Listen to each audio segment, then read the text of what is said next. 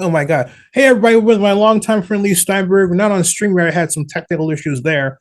But this is to announce and celebrate his upcoming Super Bowl party. Leigh, tell us about the Super Bowl party. This is number, I want to 36. 36. Thank you. 36. 36. Yes. My God. So the Super Bowl, if you will, is a convention of Americana. It's big businessmen, big entertainment, big sports, big politics, all together for one celebration of football. But moreover, it's just a meeting place of people. So I put a party together that was a daytime party. And it was the antidote to the noisy, overcrowded, boozy, dark parties you usually have. And it's always themed for a charity. So this year we'll be working with the homeless project that Nick Lowry does. So we'll be helping homeless in Phoenix. We have a Brain Body Lounge, which has all the new breakthrough technologies in hyperbaric oxygen, light stem, nano V, and new brain concepts, because there have been breakthroughs in biomed that are going to take preventative medicine to a new level, and for athletes are going to give them more energy in critical moments at the end of games and recover them quicker. So we display all that. We have a concussion seminar that's got leading experts so that we can continue to try to find awareness, prevention, and cure in that area. And it's at the Arizona Diamondback Minor League Park out at Talking Stick. So it's always in an iconic place. Yeah. And so there's plenty of things to do and see. And we're going to display a copy of, there's this cool memorabilia, which is a painting which has every winning quarterback in the history of the Super Bowl signed it. And so we'll have all sorts of interesting concepts, and it's February 11th, 12 to 5. The Brain Summit is 11 to 12. And if you're going to be in the area, you can see about tickets by going to steinbergspeaks.com. So take us back. But you said so, and I didn't want you to get caught off there. So you're going to, you said steinbergspeaks.com, but I think you were going to say something else, right? steinbergspeaks.com. Cool. When was the first one of these parties? It was in 1985, and it happened to be on a Friday night because the commissioner held his party. So this one had a group of people, but there were a whole bunch of sports writers and sports journalists who were at it. It was in my 4-story redwood and glass home in Berkeley. 140 Panoramic. Right. It had 109. It had a big, a complete 180-degree view of the Bay Area. And so the next morning when I woke up, there were a whole bunch of guests were still sleeping on my sofa. And there were people sprawled out. Zennie, it looked like the Bacchanal. And, the crazy days of Roman orgies or something, but anyway, and then it's grown from there. We hand out humanitarian awards to an owner, a general manager, a current player, a former player. So Bruce Smith of the Buffalo Bills in Washington is going to get one for humanitarian service. Dave Ziegler, the GM of the Las Vegas Raiders. So hard to say that. The Las Vegas Raiders. Oakland. He'll get one too, but he's done some great stuff off the field. So it celebrates the positives related to football. And when did this go from being at your home in Berkeley to at the Super Bowl site itself? I think a couple years later, there was a LA Super Bowl soon after that. And so we held one there. But then we started to pick iconic venues. So in New Orleans, one year we had it on a white riverboat that chugged down the river. Another time we had it at Jazzland, which had all the big floats from Mardi Gras. We had it at 20th Century Fox, the studio on the set of Hello Dolly. Last year we had it on Sony Pictures, which is the old MGM, and we just took over the studio. And so it's always an iconic place that you want to go anyway. And we'll have, the party will probably be kicked off by my friend, ex-Congresswoman Gabby Giffords and her husband, Senator Mark Kelly. So the last time it was in Phoenix, we had Doug Ducey, who was governor, and even a time before we had Janet Napolitano. Yeah. I was there with a bird. Yes, exactly. We released an endangered hot. You're an old veteran. You ought to have stripes on your jersey for how many years you've been there. Yeah, I got the video to prove it. Exactly. What over the years the party has changed the most to you? Well, first of all, the size, because last year we had about 4,000 people. Wow. Second of all, the ability to exhibit interesting breakthrough concepts in health, athletic performance, wellness, the ability to sort of push the envelope and use it to educate people about what potentially is available. The biomed breakthroughs have been amazing. So preventative medicine's going to be very different. And it's a daytime party with a lot to do. So you might have a VR virtual reality experience. You might have a caricaturist. You might have warriors dancing. It's sort of a P.T. Barnum and Bailey. And hey, I want to ask you now, shifting gears just a tad, on the Brain Health Summit, how is that going to be different this year? Is it like an update of where we are with respect to brain health? How's that going to work? Because in this last year, I have gone around the world exploring new modalities to health and wellness. And on concussion, I've found two. One's called RTMS, which is magnets against the brain that stimulates faster neural processing. The new concept's neuroplasticity, meaning that the brain is not just static, and if it's injured in a TBI or it's injured somehow, it can heal, and they can bring back people who previously were on a slippery slope down to dementia. They can bring them back. And there's another process with and that's Jason Kiefer. There's another process with Dr. Tommy Shavers called Nestry Brain Training. So I'll tell you an interesting story. I went down there and they said, "Are you having any cognitive problems?" And I said, "Yes, I can see the picture of a athlete, a movie star, a political figure, and I can tell you everything about them, everything they've done. I just can't get their name out." And they put my brain up on a computer, and they said, "You see right here, this is face and name processing and recognition." And they say, "You see, you have a line there. That line's a block. We have to do neurofeedback to get rid of it." So we worked for 5 days, and at the end of it, I looked at the same display. There was no blue line there, and all of a sudden, I could remember everybody's face and name and make that connection. So it can be that dramatic. And we have the issue regarding concussion itself.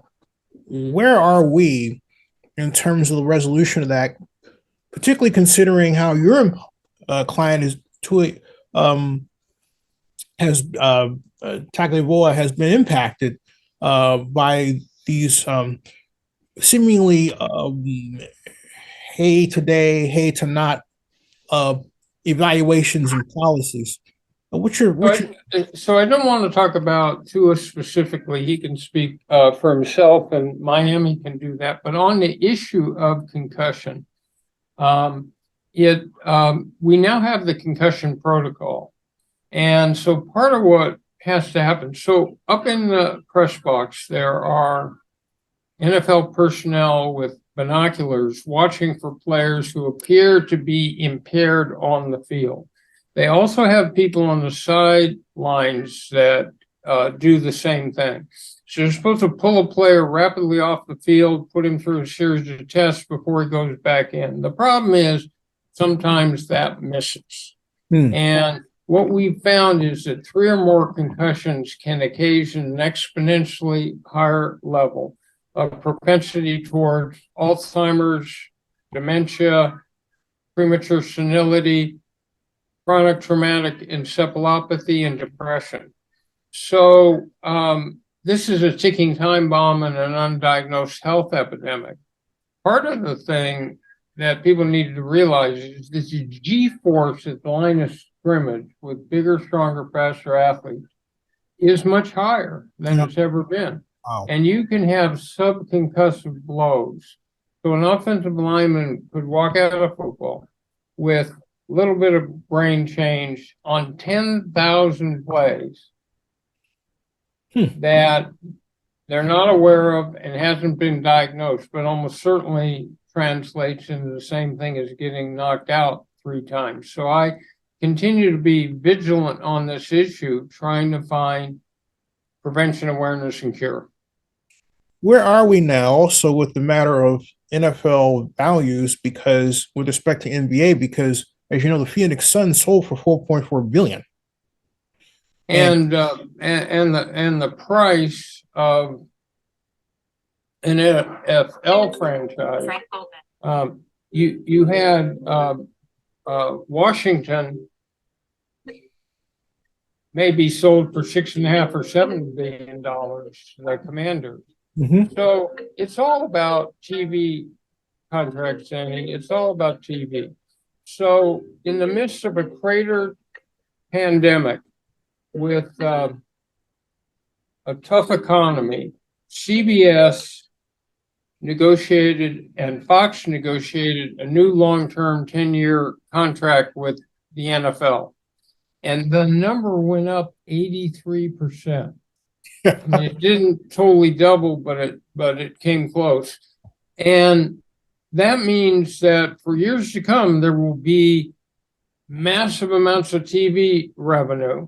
And then you have fantasy sports. You've got the new advent of gambling and the association with the league. I think that you go to a game, there'll be people who will be able to bet on their phone, and I think they'll also be able to walk up like you were at a horse race and place a bet.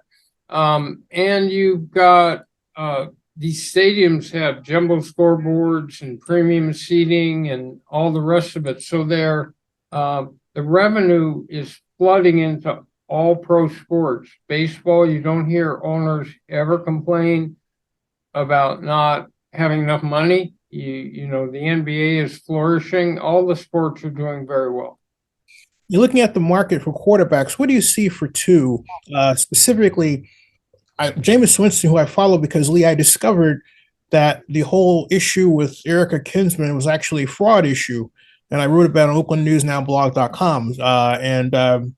The people that are impacted by this didn't pay me to find this out. I did, but they may use it to go recover some money.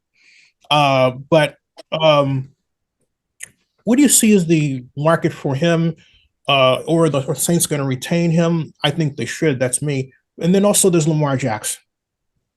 So let's start with Lamar Jackson. That is the strangest situation I've seen, because the hardest thing to find in football is a franchise quarterback. And so now you have a player who's been MVP of the league. If you take him off Baltimore, they're a completely diminished team.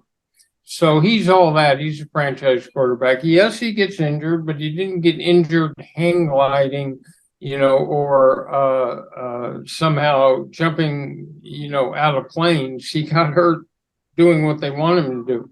And normally in those situations, you would never even know about his contract because it would have been extended a year or two ago. And now they've let him play all the way through the contract. Well, Baltimore desperately needs Lamar Jackson, and he's been happy there. So I think, I'm just guessing, I don't have inside information, but I'm guessing that when he saw Deshaun Watson's contract go up for $50 million a year and totally guaranteed, he said, well, that's the next contract up. That should be my comparable. And I think that Baltimore must have balked in paying him that, because this is so unusual. Happy quarterback, happy team. Let's go off into the future together. So that one I don't get.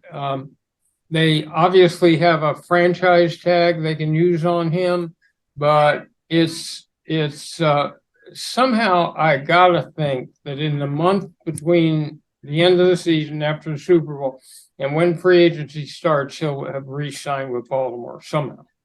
Now, as to Jameis Winston, there is this is the biggest group of free agent quarterbacks that I've seen in some time. I mean, it's got everybody from Tom Brady to the Seahawk quarterback to they've got a long Derek Geno Carr. Smith. Well, Derek Carr is different because he's still under contract, so they might have to trade him, or at the end of the day, do they cut him? And that would be ridiculous. And Actually, I think he's Jameis Winston has one more year on his contract, by the way. So with Jameis Winston has always been an enigma. He's like, when she was good, she was very good. When she was bad, it was horrific. There are times when Jameis Winston looks like an ideal franchise quarterback.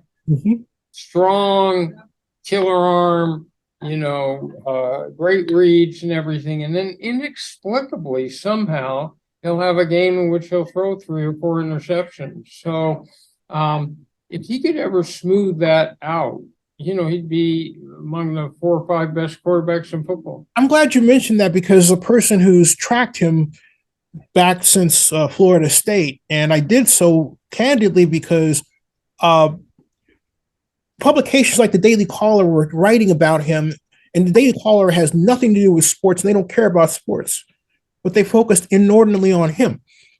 To cut to the chase, though, I've had Tony Franklin on, I make my own playbooks and all that sort of thing. And 2 of my ideas actually been used by the league, but I digress.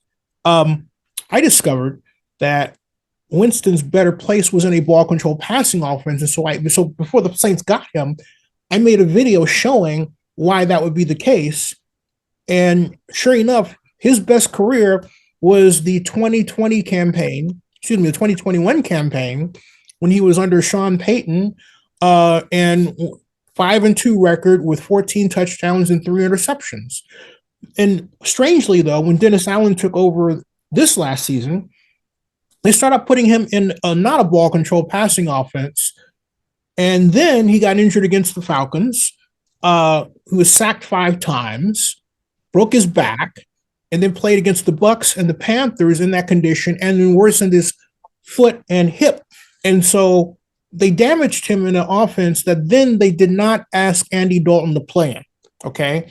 And Jameis, being the very nice person that he is, didn't point out what was an obvious difference to anybody who knew the game and watched it.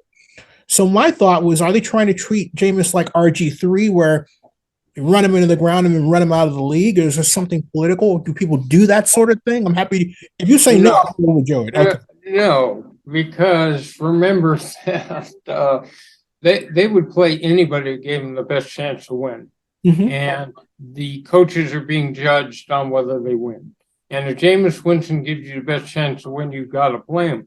And plus, if you've met him, he's a nice, courteous young man. There's whatever he had in his maturation process is a long way behind. Light years. So, no, but what you pointed out is this. Football is the most systemic of games. If a player can hit the ball in Washington's Nationals Park, he can probably hit the ball in Dodger Stadium. But football is so systemic that based on what a player's talent level is, he could be an amazing success for one team and just wash out for another. Right. And it's all about supporting cast. And one of the things about Sean Payton is he's a quarterback whisperer. So, for example, not to bring a controversial subject up, but when you go all the way back to San Francisco and you look at the quarterback who kneeled, he was a big success under Jim Harbaugh. And the minute Harbaugh left, all of a sudden he had problems quarterbacking because it's the scheme, it's the plays they run, it's the support you have. So your point about Jameis is probably exactly right. Having somebody like Sean Payton there makes a big difference. And speaking of which, Sean Payton, there's a thought communicating on social media that he's washed out his opportunity. What do you think? Again, I don't have inside information. I bet he goes back to Fox. Because he's a coach that you have to give power and control to. And if you do that, then he runs a really good culture and he's probably the most valuable coach out there. And so he's a big winner, but he's the type of person who'd want to go to the perfect situation. And Leigh, thank you very, very much. And I'm looking forward to this party. Hopefully my face straightens out, folks. So you can see the other video to find out what I don't know what happened, but it was over. Yeah, I'm going to tell you a funny thing. Okay. People all the time assume that they have a pimple, they've had an operation, they have something going on, and they're embarrassed to walk around because they think everyone is staring at them. And the truth is, most people are self-absorbed and not even, you notice a lot more than somebody else does. You're just Zenny. However your face looks today, it doesn't make any difference. Thanks, man. Thank you. This guy's a great friend. So, folks, he's done a lot for people and for the league and everything else. So, Leigh, keep on trucking. Remember that song? Keep on trucking. I do. I remember it was Mr. Natural. Yes. Yes. But then you're betraying our Berkeley roots. Yeah, Mr. Natural and oh my Lord, the cartoonist I had the documentary R. Crumb. Yes, R. Crumb, my favorite. Right. Yeah. I should do a show on R. Crumb. Hey, Leigh, stick around in the background. That means I'm gonna put this on recording.